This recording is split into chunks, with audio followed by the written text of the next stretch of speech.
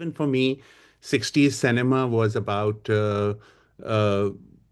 about watching 60s cinema in the 70s when we were still in our teenage. So it's not that in the 1960s I was old enough to go to the cinema or play hooky or, steal a 5 rupee note from my mother's purse and go watch cinema, which I did when I was in 15, 14, in ninth and 10th grade. I did sort of, steal money from my mother's purse and took a wagon from North Ahmedabad and go watch the matinee at Nishat. But, I can say all that now. But that was in the mid 70s, not in the 60s. Nishad cinema किसी को याद है? कोई जानता भी, I mean Aamir के अलावा और लोग भी होंगे, लेकिन ये कि निशाद सिनेमा जला दिया गया था किसी, पता नहीं किसी जलूस में या कब. Anyway, let me say this, that one of the things about Pakistani cinema as it emerged out of uh, after Pakistan gained independence, or we can say the partition of British India, however you want to frame it. And one of the issues, of course, in New Pakistan were the debates around. There were many debates. There were debates around the national language, about Islam's role in political life, um, but there were also attempts to create a cultural politics, right? I mean, what would this new nation, what kind of uh, political formations it would have, what would be the museum, what would we have in our museums? Actually, even the idea that what would be our national holidays, these were not all determined initially in 1947, कि भाई अगर 12 रबी अव्वल की छुट्टी होगी या दिवाली की छुट्टी होगी या क्रिसमस की छुट्टी होगी, इकबाल डे बनाया जाएगा नहीं बनाया जाएगा, all these things were, even कायदे आजम का जो 25 दिसंबर की सालगिरह है वो बनाई जाएगी नहीं बनाई जाएगी, किस तारीख को होगी. So all this was sort of being sort of thought of along with what would be our national anthem, what would be our in a new country, how would we represent ourselves culturally? So the cinema was also part of that effort. And the initial years, of course, a lot of people who founded, of course, Lahore was a place where cinema was being produced even pre-independence, but the main site of cinema production in South Asia, as you know, was Bombay. Some films were being made in Calcutta, some in also Madras, which is now called Chennai. Lahore was also a center, but not a very big center. But in any case, a lot of people who sort of jump-started the Pakistani film industry came from the Bombay film industry, and there are many names, of course. And also the kinds of films that were being made, they were not a complete rupture from the dominant Bombay cinema, right? As I said, a lot of the practitioners of the evolving industry had trained in Bombay. Are you all fine? I mean, is this all right? Am I getting across? Because I can't see all of you No, very clearly. no, Yeah? yes, you're loud Okay. and clear, and I think they're following you very, very Yeah, nicely. okay. So there was always ways in which Bombay cinema was also copied in a way. There was repetition, and all kinds of ways. But there are also historical and sociological contexts, and they were sort of different films raise different kinds of questions around modernity, about the negation of backwardness, about primitivism in modern nation state. We are a modern nation, we are a modern Muslim nation. Can we sort of show uh, those things that we thought were backward or actually had an inflection of Hinduism, right? So this was also a problem, that how to sort of create a new cinema where we were very much indebted to Bombay cinema in terms of stories, in terms of techniques, in terms of form, the social drama, the melodrama, and everything. But yet we wanted to distance ourselves. What would be our language? Should the people who didn't speak Urdu in a certain chaste way, were they backward or more primitive? Sort of also, because ये सब में हो रहा था. आपके radio Pakistan में जो है वो जेड बुखारी साहब जो हैं, जो ऑल इंडिया रेडियो में भी थे, पतरस बुखारी के छोटे भाई, he came here and he was sort of attempting to create a certain kind of a high Urdu, which was sort of, although as all of you also know, that today only 7, 8, 10% of the people Urdu is their mother tongue, but Urdu was being imported as the national language, right? And then a whole question with Bengal also started with that. Anyway, Urdu has a certain kind of a history that is contested in our part of the world. So, of course, the high Urdu of the bourgeois subjects were, elite subject was being emphasized. And this was, of course, to emphasize the new identity, the post 1947 identity, which were also trying to cover the fissures and fault lines in Pakistan's own social fabric in early years of its formation. So these are things that we have to understand while thinking about early cinema in Pakistan. I'll come to the gender aspect very quickly. Uh, in within this context, I want to focus on two films because there are many things to talk about. And one is the film Saheli, which is from 1961, and the other is Neela Parbat, which is from 1969, and basically to foreground difference rather than cultural unity in the prescribed social order. So the idea that Islam, Urdu, one nation, one language, one religion was being propagated, rightly or wrongly, and then there were sort of different kinds of tensions. Bengal में tension था, Balochistan में tension था, हर जगह था, right? So, but to paper over that, certain kinds of ideological, cultural politics was being, but there are other kinds of fissures within the new nation state that I think these two films will try to, I mean, my analysis of these two films will try to discuss. They also help me in opening up questions related to, they actually help me open up questions related to gender, sexuality, and the no question and the issue of desire. I read the films with the lens of, thinking of how they disrupt some of the entrenched moral arguments that encompass nationalist narratives. So, what I want to say is that I want to raise questions about how to represent the everyday and the unpredictable in order to contest the more established social renditions of society. So basically, I want to think about frameworks that depathologize sexuality within the public life and make it possible to revalue and document the non-normative ways of living. So what I'm trying to say, this would be the only theoretical attempt at theory in this discussion, and we can talk about it more. But one of the thing is that in choosing these two films, and they are at tail ends of 1961 and 1961, one is 1968, 69. So Saheli was a blockbuster success, but Neela Parbat failed at the box office. However, both dealt with issues related to desire. Farid साहब वो अगर आप सहेली का poster दिखा दीजिए लोगों को. जी मैं दिखा रहा 2 मिनट दिखा दीजिए, मैं बोलता रहूंगा.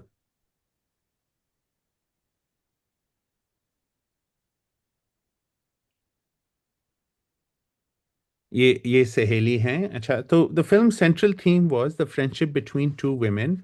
बेशक हटा दीजिए, कोई मसला नहीं है. The characters played by actors Shamim Ara and Nayyar Sultana, and depicts one of them letting her friend marry her own husband as a second wife. So this is the, in a nutshell, that there are two friends, one played by Shamim Ara, one played by Nayyar Sultana, and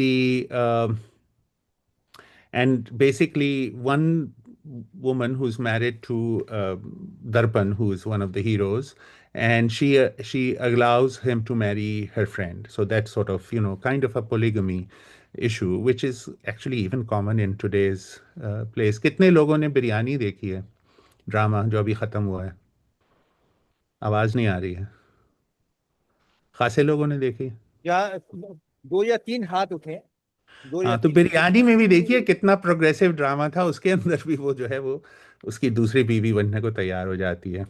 बहरहाल खैर, मैं ड्रामे खासे देखता हूँ.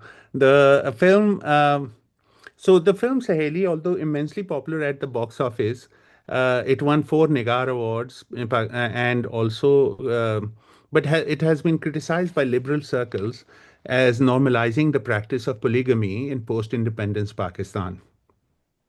Similarly, it may be considered an irony that a regime, which is the Ayub Khan regime, that had passed a law creating restrictions on polygamous marriages, जो 1960-61 का जो मुस्लिम पर्सनल लॉ का एक एक्ट आया था, would bestow awards on a film that ostensibly,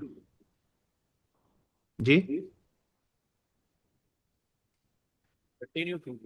okay, on polygamous marriages would bestow awards on a film that ostensibly propagated the same system. यानी कि उन्होंने खुद से वो लॉ पास किया था लेकिन फिर उनको प्रेसिडेंशियल अवार्ड्स भी मिले, basically in a film that was sort of had a polygamous marriage. So let me offer a brief plot of the film and then share a reading that questions its more obvious interpretive reception. The film was directed by S.M. Yusuf, a veteran of the Bombay film industry who had migrated to Pakistan in the late 50s. This was Yusuf's first film in Pakistan, and he brought together a team that consisted of an experienced script writer, Hasrat Lakhnavi, the music director A. Hamid, and a group of talented young actors like Darpan, Shamimara, Nayyar Sultana, and Aslam Parvez. These names may be alien to all of you, but they were very famous in the 1960s, even till the 70s. The film, as mentioned, it tells the story of two female friends, Jamila, which is played by Shamimara, and Razia, who's played by Nayyar Sultana. They grow up together in Rawalpindi with Jamila's mother and her elder brother, played by the very dapper Aslam Parvez. When Razia is called away to her relatives in Hyderabad, the two friends are separated. They constantly miss each other and write letters to stay in touch. But these are intercepted by Jamila's brother, who has a soft spot for Razia, yet also has a mistress whom he keeps promising to marry.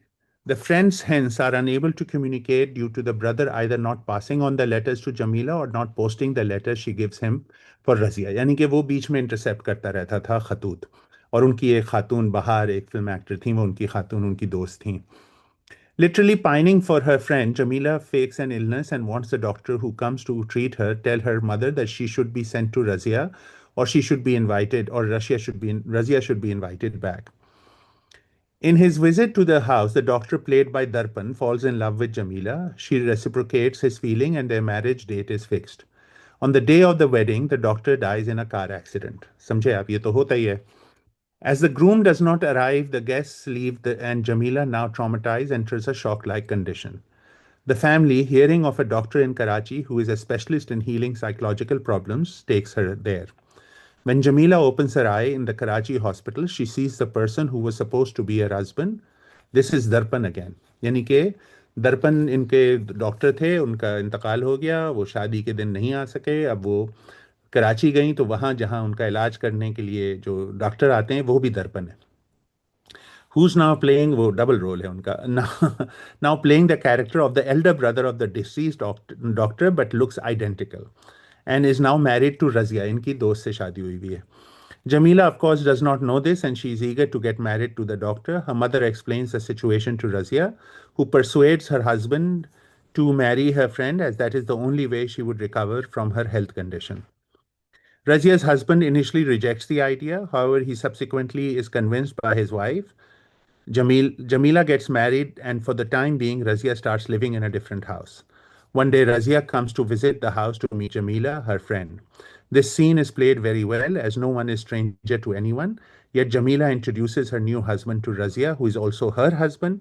Razia, who is also a poet, sings a song at this juncture, which becomes very popular. मैं अभी दिखाना चाह रहा था लेकिन वक्त नहीं है. गाना आप लोग को याद होगा, हम भूल गए हर बात मगर तेरा प्यार नहीं भूले, जो नसीम बेगम ने गाया था ए हमीद की मौसीकी पे. याद है आप लोग किसी को गाना, हम भूल गए हर बात वो सब ये कह मगर रहे हैं कि दिखा दें, मतलब वो इतनी मेरे दिलचस्पी पास नहीं है इस वक्त, वो नहीं है. मैंने इनको दिया नहीं है. अच्छा, खैर वो anyway, मिल जाए तो दिखा दीजिएगा हाँ फरीद. बिल्कुल दिखा देंगे हम लोग. ठीक. The song, of course, throws her love and affection for shows her love or affection for both the people who make her up her immediate audience, her friend and her husband. बहुत अच्छा scene है. वो piano पे हैं और वो दोनों शमीमारा भी हैं और दर्पण साहब भी हैं पाइप लिए हुए. That evening, Jamila finds Razia speaking alone with her now husband and in a fit of rage throws her out of the house. Even at that point, Razia asks her husband to not divulge the truth. Jamila's brother in the meantime takes the intercepted letters to her husband and convinces him that his first wife Razia was actually in love with him, यानी कि भाई साहब से उनके करती थी, and was his childhood sweetheart. He offers the letters as proof. The letters were of course addressed to Jamila, but only through the terms of endearment, Habib, my love, and was signed by Razia. अब इसमें मैं आऊंगा. The doctor, after reading the letter, is convinced of his first wife's unfaithfulness and willing to give her up. In the meantime, the doctor's loyal husband tells Jamila everything, how the person she was supposed to marry was dead, and that the person she was married to was the elder brother of the deceased. And also how Razia had sacrificed her marriage for Jamila's happiness. Jamila calls Razia to apologize, and while she's on the phone, she hears Razia shriek. Jamila's brother, who liked her or lusted after Razia. Razia is Nayar Sultana, Jamila is Shamimara, just remember this. Razia is the first wife, and Jamila is the second wife. Razia had forcefully entered her house and was, Jamila's brother, who Aslam Parvez Saab, had forcefully entered her house and was threatening to rape Razia. Sensing trouble, Jamila arrives at the house with a gun, confronts her brother, and shoots him through the broken window pane of a locked door. He falls down dead while the unconscious Razia is lying next to him. Jamila then goes and surrenders to the police. The movie is actually a flashback that Jamila narrates in front of the judge hearing the murder trial. At the end of the movie, another witness comes forward and says that Jamila's brother was killed by her bullet. This was the character played by Bahar, Jamila's brother's long suffering mistress who is pregnant with his child. She killed him, she says in her testimony, because she could not see him ruin another life. This ends the story with the last shot showing the two friends embracing each other, both faces to the camera, and then riding back to their mutual home in a large convertible, the husband nowhere to be seen. अच्छा, अब ऐसा कीजिए फरीद साहब, पहले वो वाला number 1 दिखाइए जिसमें मैं बताता हूँ, और फिर दूसरा जो है नंबर 2 दिखाइए, फिर गुफ्तगू करता हूँ. जी मैं लगा रहा. ये शुरू में फ्लैशबैक है, ये तो सहेली आ गई. ये फ्लैशबैक है, उनके जज जो है उनको मर्डर ट्रायल में है. बताइए, शुरू कर दीजिए. एक साथ बढ़े, एक साथ बढ़े. अब ये लोग दोनों साथ हैं और देखिएगा ये किस तरह कॉलेज में है.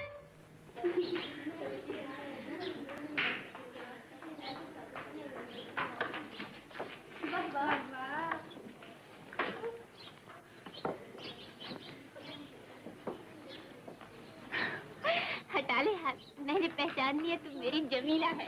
रजिया, कहाँ चली गई थी? कब से ढूंढ रही हूँ तुझे. बस जहाँ छुट्टी हुई तू रजिया पे इस तरह मंगलाती है जैसे कली पे भौरा. क्यों नहीं, मेरी महबूबा जो ठहरी. जी हाँ, और ये है मेरा हबीब. अरे जब रजिया हैदराबाद अपनी फूफी से मिलने जाती है, वहाँ से खत में भी जमीला को लिखती है, मेरे प्यारे हबीब, मेरे प्यारे हबीब. जनाबा को क्या तकलीफ हुई? चल, ये तो यूं ही दिमाग चाटती रहेगी. तुझे कल के मुशायरे की गजल भी तो कहना है. अल्लाह मियां ठीक याद है. चल जल्दी चले भाग. अरे तू ना गजल. चलिए, ये हो गया खत्म. अब दूसरा दिखा दीजिए. This is the initial shot. नहीं, ये वाला नहीं, ये वाला. हाँ, ये अब उनके केस खत्म हुआ है और this is when the verdict comes.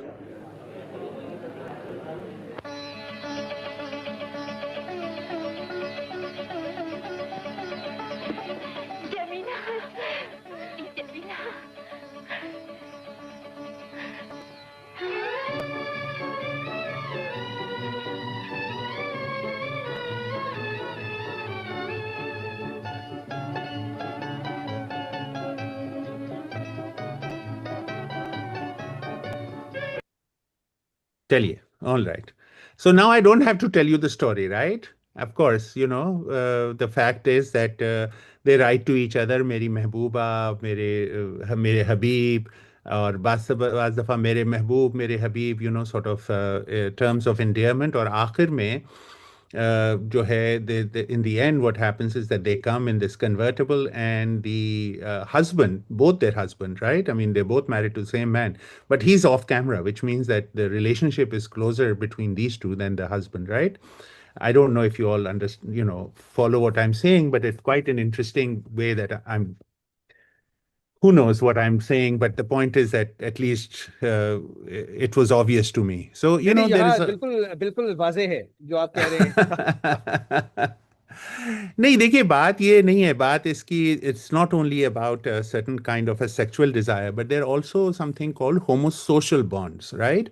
We have to understand that this is not, these were deeply imbibed bonds, even in if you look at Victorian novels, but even if you look at our own literature, and even a lot of times in real life, I mean, there are certain kinds of relationships amongst the same people of the same gender or sex, which is closer, right? I mean, it doesn't have to have a sexual connotation to it. That's not what I'm trying to suggest.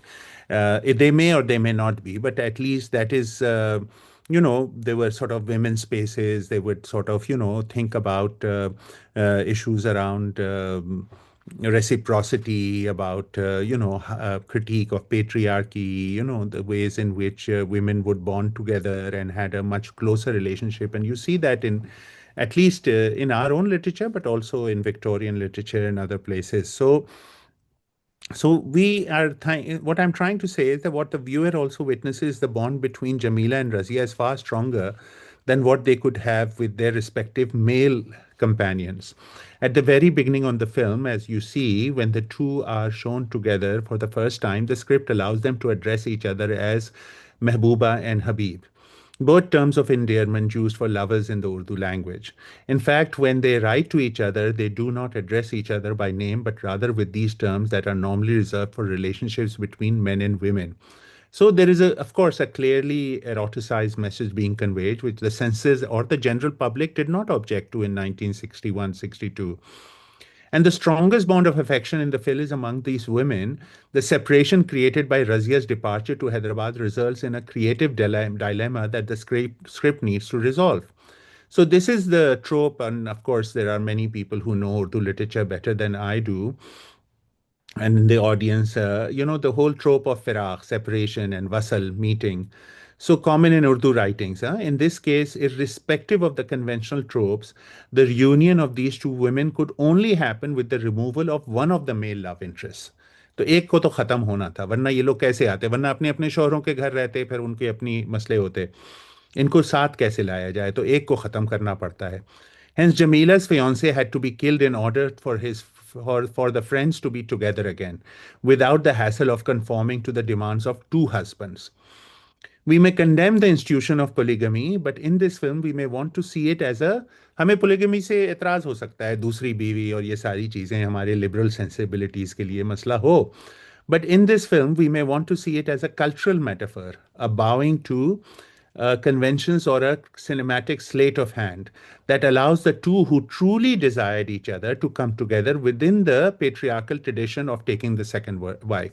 यानी कि वो जो सारा पोलीगमी का, मैं ये कह रहा हूँ कि जो पोलीगमी का जो वो है, ये सारी चीज़ें करनी पड़ी ताकि वो दो लोग साथ हो जाएं. As mentioned, despite the twists and turns, the relationship between the two women is the one that triumphs, and the last scene, as you saw, focuses on them while the husband is off camera. The film develops a triangle of desire between two females and their mutual husband, but the male character remains superfluous and used like a prop so that the story could come to a final resolution. So, Saheli, the affection between these women remains paramount, and the narrative arc creates an ending that shows, like I said, them being together. This in itself was a radical decision by the director as he pushes his narrative by subtly bringing attention to how women work, live, care for, provide support. So women work, live, care for, provide support to, and also desire other women. In analyzing Saheli, so I've thought of trying to use the word desire in its larger connotation of homosocial bonding and not merely in a narrow sexualized meaning.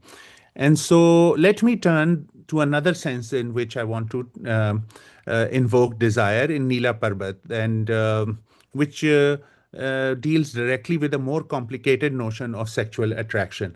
Now, मुझे फरीद अगर बुरा नहीं मानिए तो ये 14वीं का चांद का प्लीज कर दीजिएगा.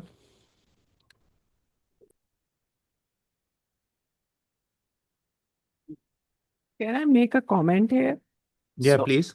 why do we need to give a sexual angle to every even platonic relationships?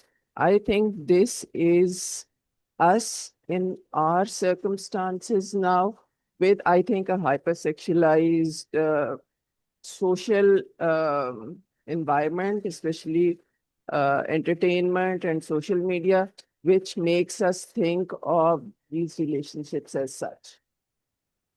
No, I agree with you. I'm not saying that's exactly what I'm saying is that I'm not trying to make it sexual. I mean, of course, reading this in 19, in 2000, in 19, in 2019 or 2020 or in 2025, yes, you're right. You know, we may be looking at things differently. Of course, when the film was being made, I'm sure SM Yusuf was not thinking the way I am thinking. So I, as an analyst or a critic, can sort of, bring my own reading to any text, right? I mean, the whole argument that the author writes it, but then the critic can find any kind of meaning in it. But at the same time, I totally agree with you.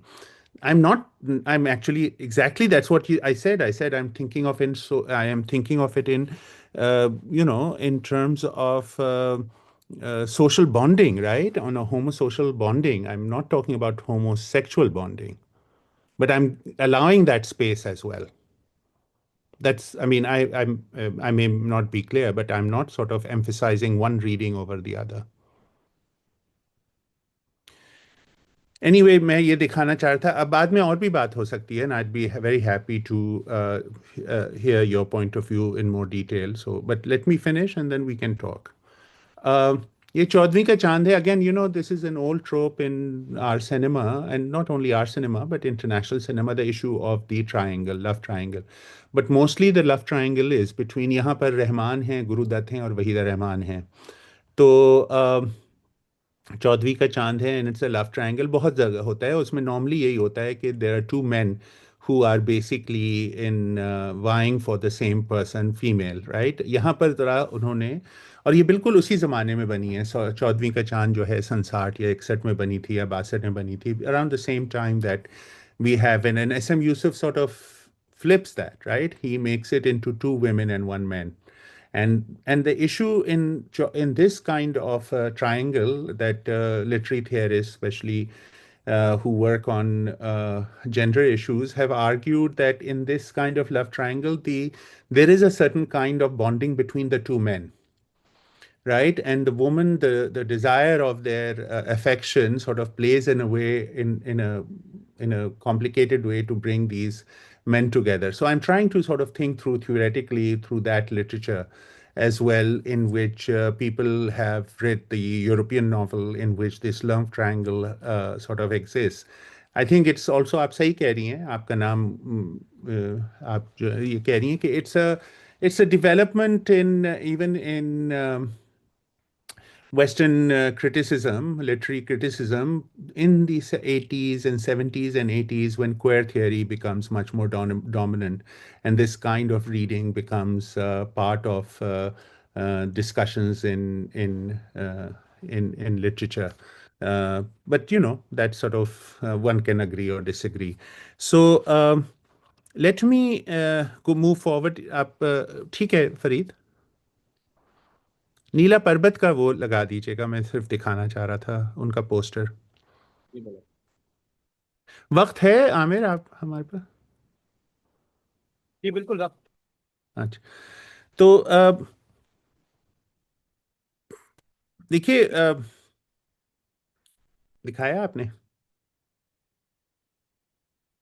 नहीं, ये नीला पर्वत वाला. हाँ, ये नीला पर्वत है. और एक और है इसका, ये. एनीवे, सो ये बिल्कुल फ्लॉप हो गई थी. और नीला पर्वत, was made by Ahmed Bashir Saab, and this was one of the early films that Muhammad Ali did, and it took the entire 60s because he didn't have money. हटा दीजिए, कोई मसला नहीं है. And the entire 60s that it was under production.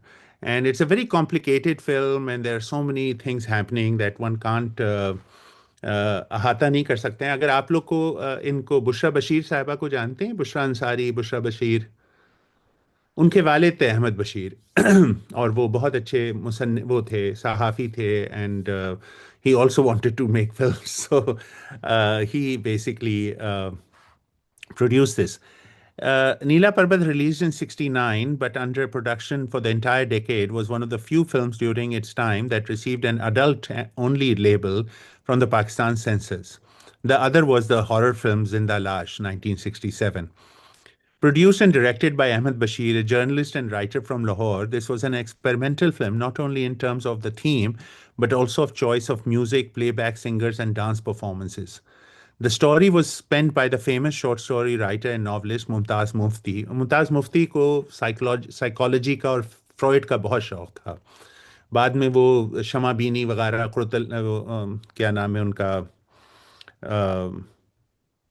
बहरहाल उनको शमा बीनी और इन चीज़ों पे भी बहुत सारी चीज़ें थीं इनके साथ। अब नाम याद आ जाएगा अभी, हमारे आमिर को याद होगा। तो शहाब, कुतुबुल्लाह शहाब के साथ, हाँ, शहाबनामा से वो, I don't know if people remember Qutubullah Shahab, वो he was also very close to Ayub Khan. तो Mumtaz Mufti, a friend and confidant of Ahmed Bashir, Mufti's early fiction were on Freudian themes, and the film shows the influence. So, he trained and Ahmed Rashid writes extensively about his trials in making the film on a low budget, and also about his disadvantage for not being an insider within the film industry. The film was partly shot in Karachi at the Eastern Studios, where the early 60s there was a revival of filmmaking, and Bashir, who was living in Karachi during the time, took advantage of the vibrancy of the city's cultural life to make the film. But the film was made in a fantasy landscape where the actors could frolic on the beach, enjoy songs on a boat, and also live in the scenic pine hills in the north of the country. In addition, the film relied on the songs that were composed in the South Asian classical tradition. बहुत ही interesting film है. Ahmed Bashir himself was a connoisseur of classical music, and he brought in a classically trained music director, Pyare Rang, and had the eminent classical singer Roshan Ara Begum sing for the film.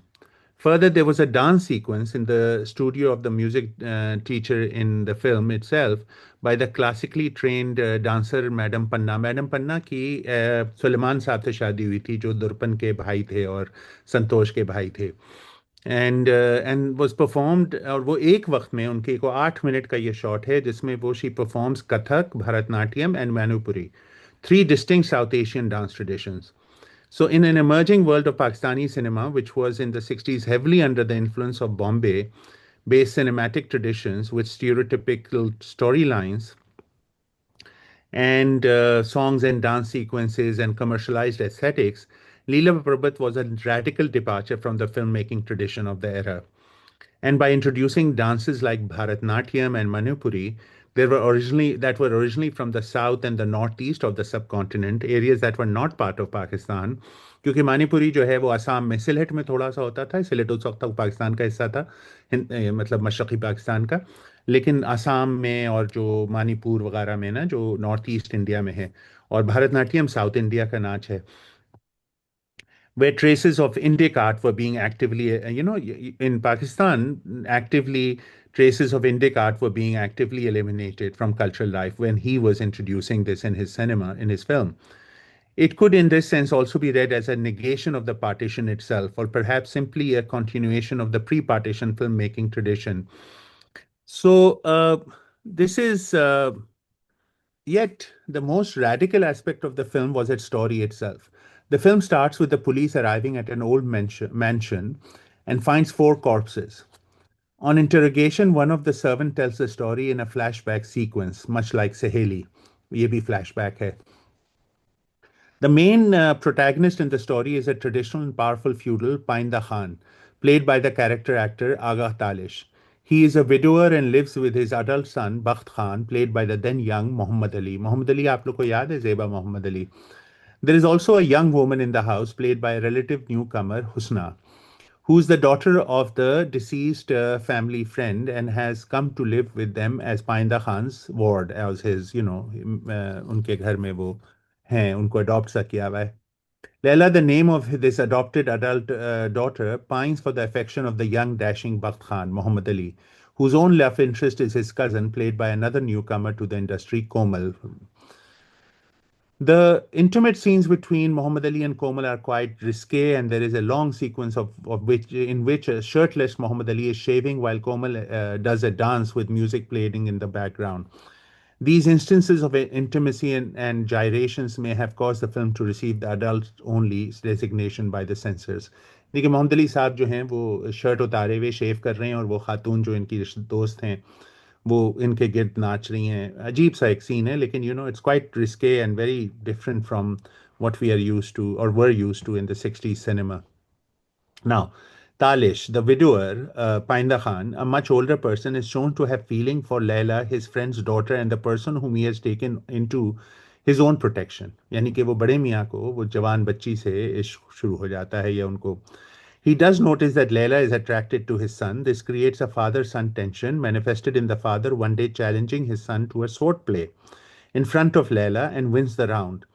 In defeating the son, he in a way seeks to reaffirm his own virility in the face of the more athletic and handsome young son. Although oblivious to these tensions, Leila does periodically have a dream in which he is trapped in a cave with reptiles and other animals and a large bat-like figure seeking to hurt her.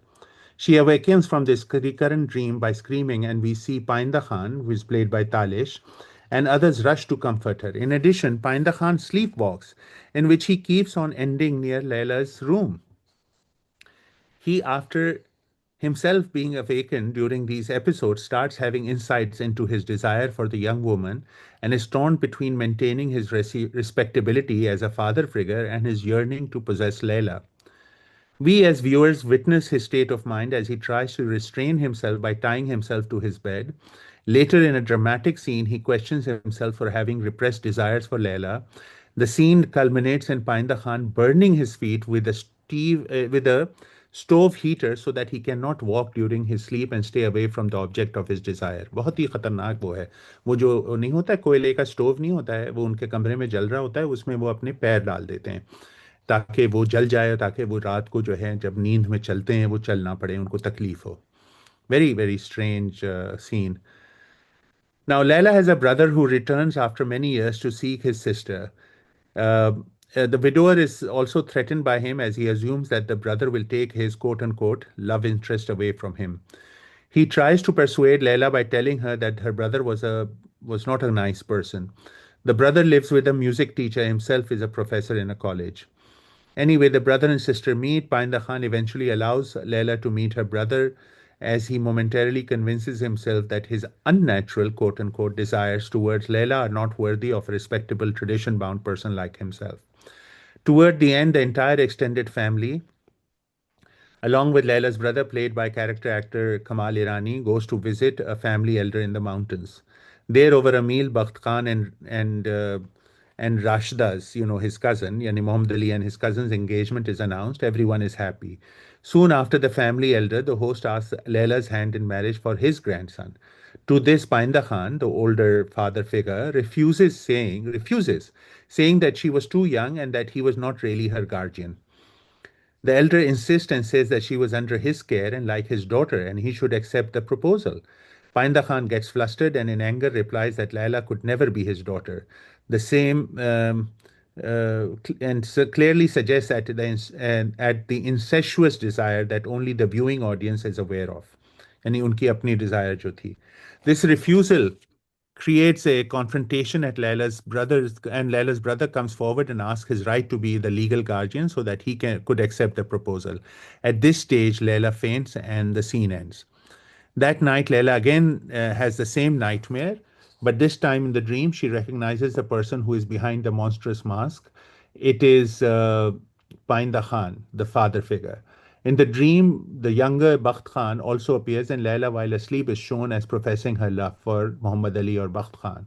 At this moment, Painda Khan enters the room and on hearing Leila speaking in affectionate terms about his son, wakes her up, confesses his love for her, While he's professing his love, she again loses consciousness. Painda Khan carries her on his shoulder and is about to leave when others who have heard him enter the room. So anyway, long and short of it, what happens is that there's a lot of killing and everything. Eventually, what happens is that Painda Khan, uh, face of dying, what happens is that he's sort of, there's a shootout, he dies, he also kills others, and he professes his love again to the unconscious Layla and shoots himself. It is then the semi-conscious Layla slowly gets up, caresses the face of the dying Painda Khan, and puts the blood off from his body on the parting in her hair, much like the sindoor that traditional brides in South Asia put on during the wedding. Again, something very much part of the Indic tradition and not one that was fully embraced by Pakistan's Muslim culture. She then stabs herself with a sword lying nearby. A traditional wedding song plays in the background. So I'll explain this more. I have a few more pages. Just bear with me. But Farid Saab, if you can show number 4 and number 9. It's not a very good print. I know this is very disturbing. I'm sorry, but bear with me. This film was made, and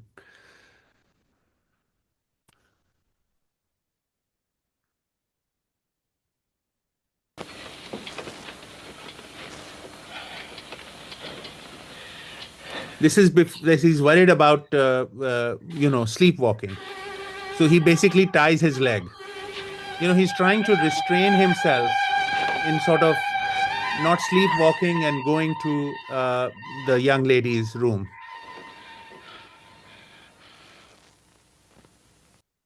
चलिए ये हो गया. अब आखिरी वो दिखा दीजिए 9. There are many other scenes I don't want to sort of ये है. अब वो he has shot himself because he can't control himself. So she is unconscious. She gets up and she comes near him.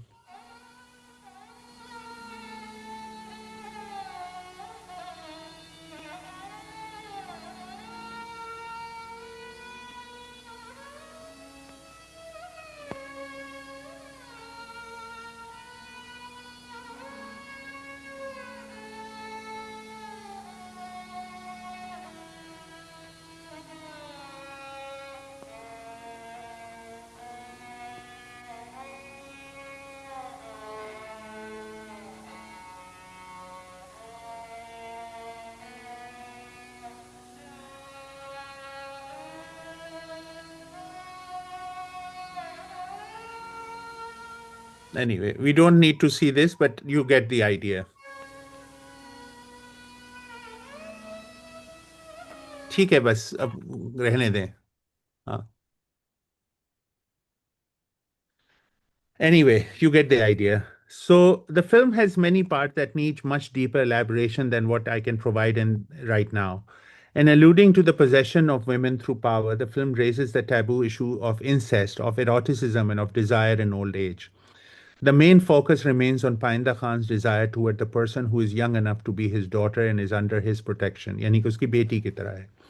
Although Painda Khan's fantasy is not realized as the conventions of storytelling or filmmaking in South Asia perhaps compel the director to eliminate the immoral person, yet Painda Khan, वो उसको consummation नहीं दिखा सकते थे, right? Because वो बिल्कुल जैसे एक incestuous relationship हो जाती है.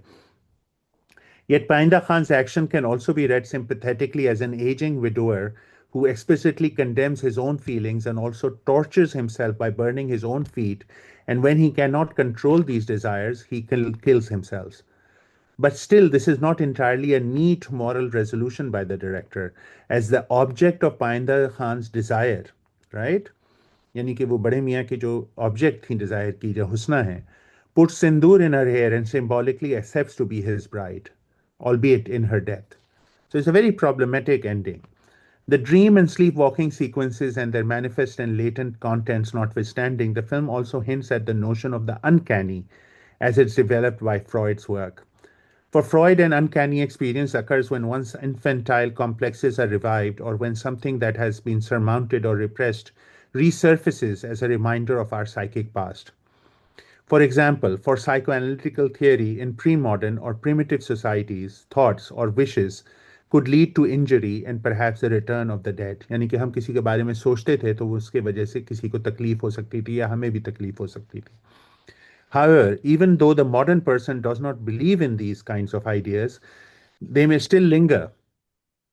And when something happens, when it is the realm of the which is in the realm of surmounted modes of thoughts, we do second guess ourselves and have a feeling of the uncanny. कि ये हो सकता था, क्या ऐसा हुआ? You know, ये पहले ऐसा होता था, अब कैसे हो गया? The idea that death or the future can be predicted, that dreams can be fulfilled, that some kind of infantile desire can be rekindled, is part of the complex Freudian argument on the complex of Freudian argument on the uncanny. For Freud, the concept of the uncanny also helps him think about the aesthetics and literature and about audience reception. The film, very much like Freud's engagement of the uncanny in fiction, seeks to create a realistic world and a straightforward narrative, but breaks this illusion by bringing forward uncomfortable desires, the monstrous and the otherworldly. Right? वो एक कहानी तो है, इश्क हो रहा है, ये हो रहा है, लेकिन all of a sudden ये जो है एक यानी कि एक पिदराना शफकत जहाँ से आनी चाहिए वहाँ एक जो है वो अजीब किस्म की उनको मोहब्बत हो जाती है अपनी बेटी नुमा यानी कि बेटी की जगह जो खातून है उनसे, या ये कि ख्वाब अजीब अजीब किस्म के उस बच्ची को आ रहे हैं. The director wants the viewer to partially look at the events through Painda Khan's perspective, Talish, the older person, who is the only character that speaks directly to the camera while lamenting about his repressed desire. We are asked to follow his invocation of tradition and respectability, यानी कि वो अपने को control भी कर रहा है, which is then placed against his unnatural quote-unquote desire for his female ward, the daughter in terms of fictive kinship. This undecidedness in reading his character may create a moral uncomfortableness in us. हमें भी परेशानी शुरू हो जाती है. The viewing audience, huh? Because we are not sure what is he doing. Do we agree with him? What it is?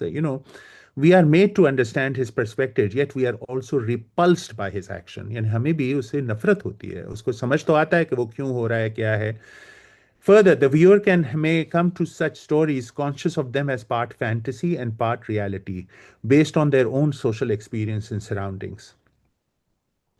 This, for example, the story follows Layla's anxieties about her being pursued by a bat-like monster, यानी चिमगादड़ जैसा, in her dreams. This may resonate with women's anxiety about sexuality, This may resonate, I would argue, with women's anxieties about sexually threatening private sphere in which female viewers could find themselves in everyday life. It would also be clear to them that most such sexual assaults are done by family members. जो घर में जो sexual assault होता है और जो women की experience होती है, it's mostly by family members who are known to them. Rape and sexual violence against women are the silenced life experience in most societies, not only Pakistan. This interpretation may be valid, but the film also shows both of the male protagonists, Painda Khan and his son Bakht Khan, treating females with harshness. Painda Khan's obsession with Layla I've just discussed it, but even his son too is shown dragging a reluctant cousin through the sand in an otherwise romantic scene and frolicking on the beach. So this violence inflicted on women and those who are hierarchically inferior, right? And in one scene, the audience hears an off-camera servant being whipped by the feudal Painda Khan. Perhaps are artistic licenses taken by the director to depict the lifestyle of the feudal elite. Yet it does betray a problematic aesthetic choice in terms of portraying violence against women without finding a resolution in the narrative. This is what I'm problematic about Ahmed Bashir's film. The women in the film remain passive recipients of the male gaze, are subordinated by their power, and are victims of their casual or formal acts of violence. Despite maintaining this interpretation, there surely are various kinds of emotions being experienced by the viewer, like us, and of course, the protagonist Painda Khan. The moral resolution of killing the evil and desiring protagonist notwithstanding, यानी कि resolution तो हो गया कि उनको, they killed Painda Khan off, the horrible person, right? The story also subverts this outcome through an exchange and negotiation of desires by the dying Layla, who mysteriously affirms her fidelity to the same man who sought to powerfully possess her. यानी कि आखिर में वो अपने को मार देना, सिंदूर की तरह वो खून लगा लेना, So this is a very problematic thing. The person who was basically coming as the monster in her thing, in her dreams, and who now she is showing affection towards. Painda Khan's suicide may represent how his sense of respectability and propriety overcomes his more infantile and primitive desire. The adult and rational, the adult, in the Freudian terms, the adult rational person suppresses and surmounts what needs to remain repressed in psychoanalytical terms. Yet Layla's surrender to him in her death destabilizes the moral basis of this reading. Ahmed Bashir, in this unexpected and problematic move, escapes the larger moral tropes of South Asian filmmaking or fiction writing and transgresses the structures they inhabit. Neela Parbat focuses on the issue of desire. The film is shaped like a polyphonic text that portrays classical song and dance sequences, horror-filled dreams, along with erotic, intimate moments. The multiplicity of voices and themes, and at times the linear form of storytelling, may also have strains of the oral tradition and other forms of popular performances. The story does seek to force open the concerns regarding sexual violence of the domestic private sphere into a more public domain of popular viewing. In doing so, Ahmed Bashir may have not only challenged the representational norms of filmmaking, but also critically inserted a different narrative on the discussion of desire, which remains disturbing yet unique in the annals, in his case, unique in the annals of filmmaking in Pakistan. In conclusion, I would suggest that both these films were bold experiments. One was commercially far more successful in representing relationships that cannot always be encompassed by normative explanatory tools we have. In my analysis, I seek to open up the argument about women's representation in popular media in Pakistan in order to create a different archive of cultural and sexual politics and histories. By rereading and revisiting these films may be a small step in starting a discussion on forms of cultural aesthetics in Pakistan and their representation and what may remain unsaid and silenced in national histories, the history of desire, of sexuality, of domestic violence, of gendered submission.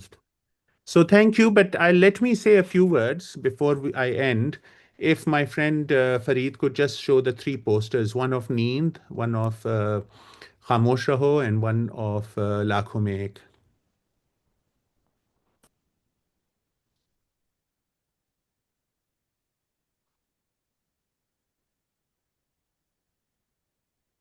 ये खामोश रहो, ये 1964 की film थी.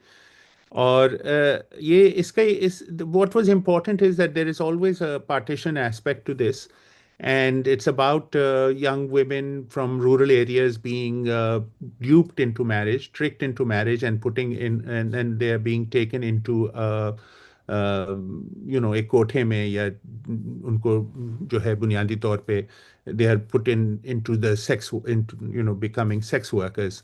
And then दिखाइएगा नींद. लाखों में एक. चलिए नींद, ये हसन तारिक की पहली फिल्म थी 58-59 की. ये नूरजहां की सेकंड लास्ट फिल्म है. ये अलाउद्दीन साहब हैं. And it's also very interesting. It's about coal workers, women, and they're sort of being taken advantage of by the जो सेठ होता है. और it's an important film that Hasan Tariq ने इसको डायरेक्ट किया था. उनकी पहली फिल्म थी ये. मैंने हसन तारिक की एक और फिल्म पे भी लिखा है जो बहन भाई, जो इसके 10 साल बाद बनी थी, लेकिन वो बात की बात है. नींद पे भी मैंने लिखा है. और आगे अगर लाखों में एक, ये ज़िया सरहदी की फिल्म है. इसके जो डायरेक्टर थे वो लिखा ज़िया सरहदी ने है, एंड द डायरेक्टर इज़ रज़ा मीर, आपके आसिफ रज़ा मीर के वालिद, जो पाकिस्तान के पहले सिनेमाटोग्राफर थे. 1948 में जो पहली फिल्म पाकिस्तान में बनी थी, उसके सिनेमाटोग्राफर थे रज़ा मीर साहब, आसिफ रज़ा मीर के वालिद. और ये लाखों में एक is about two children. One Hindu girl who is sort of Kashmir में रह जाती हैं उसके वजह से, और एक मुसलमान लड़का है जो एजाज के हवाले से. And this also is very important in terms of the issue of the partition violence and the and lost children and what happens to women, and when women were abducted on both sides of the border, how difficult it was sometimes for them to go back because of social taboos, because वो वापस जाएंगी तो उनको accept किया जाएगा या नहीं किया जाएगा, बाज़ों के बच्चे हो जाते हैं उनके, जब वो जाती भी हैं then their children are put into orphanages, some are already pregnant, and the issue of some find refuge in their new homes and they find a better life. Sometimes they, very disturbingly, this is, I'm not saying it, these are oral histories, and a lot of people, like Veena Das and other Urvashi Batalia and everyone have have done, and, women sort of accepted their new life. Actually, uh, um Jamila Hashmi की एक कहानी भी है, तो बनबास, तो वो भी बहुत इसी तरह से है, and if people know the short story they will realize what I am talking about, कि वो अपने रावण के साथ रहना चाहती है, एक मुसलमान है, वो कहती है कि नहीं मैं नहीं जाऊंगी, क्योंकि they were attempts to sort of put these women in camps, and they were on both sides eminent, Rana Liaquat Ali Khan इधर और उधर Vijay Lakshmi Pandit, and they were exchange till the early 50s of women. तो लोग लेने आते हैं, कहते हैं मैं नहीं जाऊंगी, मैं अपने रावण, क्योंकि मुन्नी हो जाती है, बच्चे हो जाते हैं, कहते हैं मैं इनके साथ जो मैं अपनी रावण, यानी कि वो जो सारा बनबास सीता जी का जो कहानी है वो, सो it's also in the children, right? I mean, one of the things that we don't talk about, we talk about other kinds of atrocities against women, which we should, but how many children were orphans or they were sort of left abandoned on both sides? We don't remember it, right? And a lot of them, especially in Punjab, in Lahore, and on the other side in Lahore as well, you kid, in the 1950s, that beggar boy, or what women who were became servants, or they may have been put into a certain profession. You understand? अभी कुछ लोगों ने एक documentary बनाई है about a orphanage in Lahore, which was closed in 1962, that took in these men, these children. There was a male and a female orphanage, and उस पे एक documentary बनाई है, लेकिन बच्चों का हमें बहुत कम पता है, बहुत कम पता है, और लाख, मतलब हज़ारों के तादाद में बच्चे जो हैं वो लावारिस हो गए थे, और वो कहाँ गए और किस तरह रहे, और वो किसी, जैसे मैंने कहा कि अब वो, मतलब किस पेशे में रहे, किस तरह से वो सड़कों पे थे या नहीं थे, या उनका ठिकाना बना, ये कहानियाँ बिल्कुल अब नहीं रही हैं। Anyway, this is just another way of thinking about a particular, what I'm trying to also suggest is that 1960s is not very, is not a lot of years after 1947. And where, apart from short stories of, Krishan Chandar, Peshawar Express ho gayi, ya Mantu ki kahaniyan ho gayi, ya Ghulam Abbas ki kahaniyan ho gayi, we don't have a lot of documentation on either side of the border about these kind of phenomena. And even in cinema in India as well, till 1972 जब गरम हवा बनती है, उससे पहले 6 या 7 ही फिल्में बनती हैं that tackle partition, and I'm just trying to suggest that these cinema films can also be thought of as a kind of an archive of national memory, because when people who are viewing this, the viewing public, of course, a certain kind of memory is triggered when they see certain kinds of things and certain kinds of histories being displayed, even in fantasy, even in aesthetic, in cinematic representation. There is a way that the viewing public would be also sort of thinking about what happened 15 years ago or 20 years ago. So I apologize if I've gone on and on. I'd be very happy to receive questions, criticism, opinions, your points of view, and I may not have all the answers. I hope I was articulate enough uh, or clear enough that to share my, what I wanted to say. And again, thank you to the organizers for providing me with this opportunity. So over to you all. However you want to do it.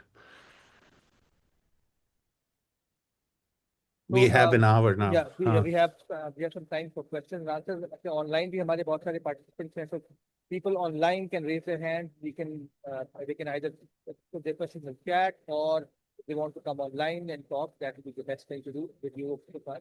But we can also participate over here. Samarat. जो जो 90 तो वो हम वैसे करते हैं दोस्त, ताकि मुझे लोग नजर आ लें। You know, do you want me to be the centre, और you can do it in small boxes, whichever नहीं यू नहीं, प्रेफर, ये फरीद कर रहा है बिल्कुल, अभी अभी वो This call is much better, but I can't see people now. It was so nice to see people.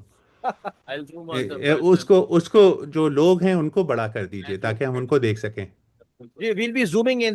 जो हमारे यहाँ इस्तेमाल करने वाले निदा ने अभी हाँ, हाथ उठाया है। लेकिन अगर उनको बड़ा कर दें तो वो सब नजर आ जाते हैं मुझे। और फिर जो लोग जिन्होंने अपनी शक्लें नहीं दिखाई हैं, वो उनको जैसे जैसे वो आएंगे तो। जी जी, हाँ बिल्कुल, वो है। अच्छा, ये नो, अच्छा, but this thing where people are thing, इसको बड़ा कर सकते हैं, जैसे मैं बड़ा हुआ हुआ था। Where ये you are, पिक करते where हैं you are, that could be the dominant ये। pic. Yeah, this one. Yeah, yeah. This, then now I can see everyone. Excellent, ठीक है, सही। नहीं, वैसे भी हम लोग जूम इन कर रहे होंगे हाँ, जरूर, पीपल। जरूर। तो आई थिंक बड़े इंटरेस्टिंग 1960s, हम में से कुछ ने 1960s देखा है, मगर जिस जो काम वहाँ हो रहा था, और जो bold theme that they were taking forward, शायद आजकल का पाकिस्तान लोग नहीं देख रहे हैं, वगैरह नहीं देखता। पहला एक सवाल, आप लोगों से गुजारिश है कि please introduce yourself very briefly with the name, what you do, and then put in the question. Assalamualaikum. Thank you so much, sir, for such a wonderful session. मेरा सवाल बड़ा सिंपल है। मेरा नाम सुमैया है। नहीं, मेरा नाम I am doctor Sumaiya and I am currently serving as chief police surgeon in the city of Karachi.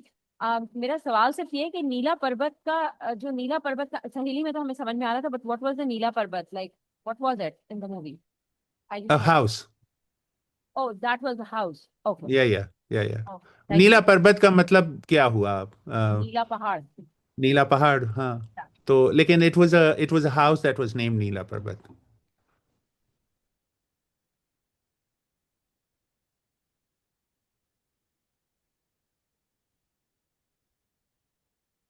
अस्सलामुअलैकुम। मेरा नाम डॉक्टर तस्वीरा है और मैं जयाउद्दीन से आई हूँ। इंटरनल मेडिसिन मेरा शोबा है। कहाँ से आई हैं, माफ कीजिएगा? Ziauddin university hospital. Ziauddin university, अच्छी, जी जी, कराची से। जी जी, सर, आपकी बताइए। प्रेजेंटेशन जो है ना बड़ी इंटरेस्टिंग थी और मैं मतलब बिल्कुल स्पेल बाउंड रही हूँ, बिकॉज ये चीजें हम उसके बाद पैदा हुए, लेकिन ये चीजें हमें नहीं पता थी कि इस लेवल तक डिस्कस होती रही हैं। हम सोचते हैं आज के हवाले से। एक सवाल मेरा आपसे और आपका तज्जिया लेना है इस हवाले से। मुझे ये लगता है, मुमकिन है आपको भी ये लगता हो या इससे अलग लगता हो, कि जिस तरीके से ढके छुपे अंदाज में 1960 की दहाई में, 70 की दहाई में बहुत इंपॉर्टेंट, कंट्रोवर्शियल और डीप इश्यूज को एड्रेस किया जाता था छुपे अंदाज में, उसके मुकाबले में आज के जमाने में जब ओपनली ये चीजें डिस्कस की जाती हैं, ज्यादा टैबूड है? या उस जमाने में जब इसको ढके छुपे अंदाज में बताया जाता था, समझदार जो व्यूअर था और जो अंडरस्टैंड करता था उसको अपने साथ रिलेट भी कर पाता था और ज्यादा रिफ्लेक्ट कर पाता था? उस जमाने और इस जमाने में मुझे ऐसा लगता है इस दोनों में ये फर्क है। आपका इस हवाले से क्या राय है, मैं पूछना चाह रही हूँ। जी जी, देखिए, बात यह है कि सारी मैं उर्दू में बोलूँ, जवाब उर्दू में दूँ या अंग्रेजी में दूँ, आप जो भी, हम उर्दू ही में बात करता हूँ। आपका सवाल उर्दू में था।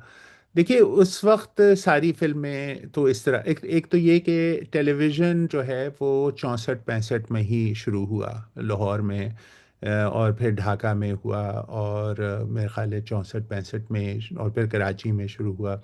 तो वहाँ टीवी के ड्रामे तो इतना ज़्यादा नहीं होते थे, या जो होते थे वो उनका मेयार मुख्तलिफ होता था, वो ये तो वाकई बात है। और जो टीवी के लिखने वाले थे वो, जैसे कुछ लोगों को याद होगा या नहीं होगा, उस दिन आमिर और मैं बात कर रहे थे कि शौकत सिद्दीकी के खुदा की बस्ती, पहले वाला, ये इनका बहरोज सब्जवारी वाला नहीं, वो पहला वाला जो था जिसमें नौशाद ज़फ़र मसूद बने थे, 68-69 का। और फिर जो है वो मुख्तलिफ़ लोगों के जो अच्छे लिखने वाले मुख्तलिफ़ लोग थे, उनके खेल आते थे टेलीविज़न पे। लेकिन फिल्मों में तो, मतलब फिल्मों में जाहिर सी बात है, एक सब फिल्में एक तरह की नहीं होती थी, बहुत सारी जो हैं वो बड़ी अजीब सी, और जस्ट यही जो सास बहू वाली फिल्में हैं, और इस तरह से जुल्म वगैरह के, और नाच गाना यही था। कुछ जो है वो फिल्में ज़रूर आप सही कह रही हैं अच्छी बनती थी, बल्कि वो इफ्तिखार डाडी हमारे एक दोस्त हैं, उन्होंने पहले इंजीनियरिंग की थी, हम दोनों डीजे में साथ थे, उन्होंने इंजीनियरिंग की, फिर उन्होंने आर्ट हिस्ट्री की, उनकी एक किताब है लाहौर सिनेमा पे, जो अब आपके यहाँ दस्तयाब भी है, कहीं पाकिस्तान से भी छपी है, वैसे तो वो अमेरिका में यूनिवर्सिटी ऑफ वाशिंगटन प्रेस से छपी है। तो उन्होंने भी कुछ फिल्मों की निशानदेही की है। जो है रियाज शाहिद साहब की जो कलमबंद फिल्में हैं वो बहुत अच्छी रही, और उसमें इस तरह के इश्यूज उठाए जाते थे। आपने बदनाम जो है उसके वो मंटू की कहानी पे बनी थी, जो है वो एक तांगे वाले हैं और उनके, आई don't know if people remember, Alauddin उसमें हैं, और ये डायलॉग याद होगा, कहाँ से आए ये झुमके, किसने दिए ये झुमके और कहानी, और गाने भी बहुत अच्छे थे उसके। और भी फिल्में हैं, ससुराल एक उनकी फिल्म थी जो कि अंदरूनी शहर लाहौर में बनी थी, जो रियाज शाहिद साहब ने कलमबंद किया था।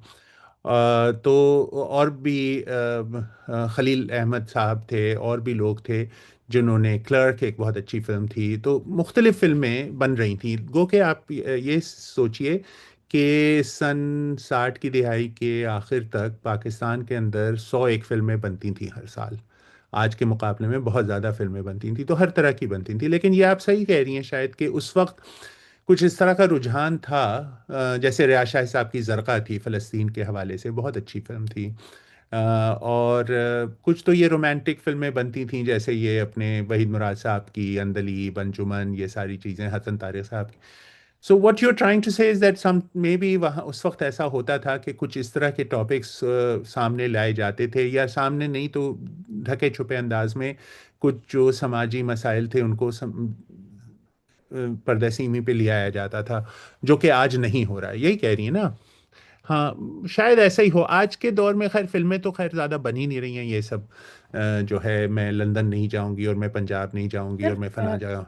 मेरा जो हाँ सवाल था ना वो ये था कि ढका छुपा अंदाज किसी माशरे के इश्यूज को एड्रेस करने का उस जमाने में था, आजकल नहीं है। आज अगर कोई फिल्म बनेगी या बनती है उस तरफ बॉर्डर के, वो भी काफी ब्लेटेंटली ओपन होती है। ब्लेटेंटली मैंने गलत वर्ड यूज किया, लेकिन ओपन होती है। तो आपको ये लगता है कि उसकी वजह से जो ऑडियंस जो देख रहा है, मॉडर्न ऑडियंस जो है, जो दूसरे माइंडसेट का है, वो देखता है, लेकिन बहुत सारी इसके अगेंस्ट एक पब्लिक व्यूअर जैसे एक मास लेवल पे लोग नहीं देख पाते because of the issues that are labelled as an issue, rather than जिसे कहें कि आप ओपनली उसको बोल के दिखा दिया जाता है। तो उसमें लोगों को, मुझे लगता है कि ज्यादा लोग देखते नहीं, क्या है ये तो कोई सही चीज नहीं है, बहुत कंट्रोवर्शियल इश्यूज का सो रहा है। तो आपको क्या लगता है कि वो तरीकाकार ज्यादा बेहतर था, ये ज्यादा बेहतर है?